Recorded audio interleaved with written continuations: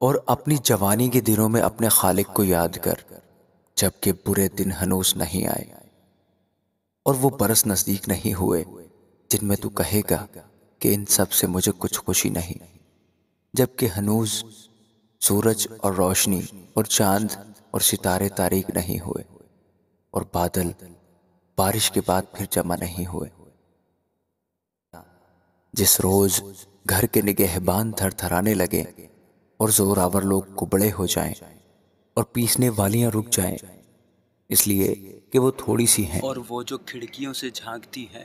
ہیں دھندلا جائیں،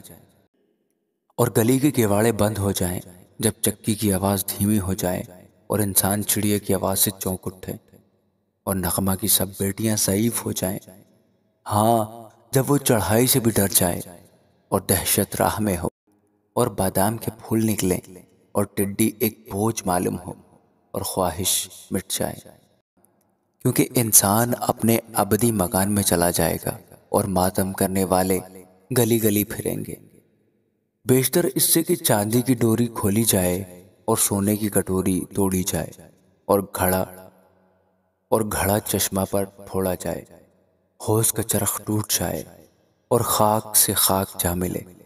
جس طرح آگے ملی ہوئی تھی، اور روح خدا کے پاس جس نے اسے دیا تھا واپس جائے۔ باطل ہی باطل، وائس کہتا ہے سب کچھ باطل ہے۔ غرض از بس کے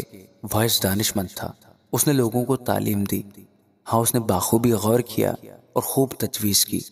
اور بہت سی مسئلیں قرینہ سے بیان کی۔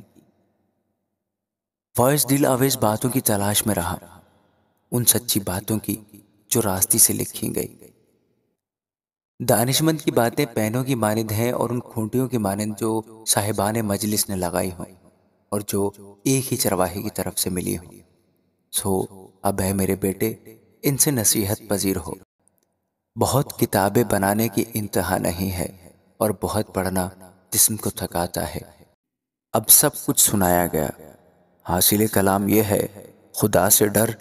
اور اس کے حکموں کو مان، کہ انسان کا فرض کلی یہی ہے، کیونکہ خدا ہر ایک فعل کو ہر ایک پوشیدہ چیز کے ساتھ خواہ بھلی ہو خواہ بری عدالت میں لائے گا۔ آمین۔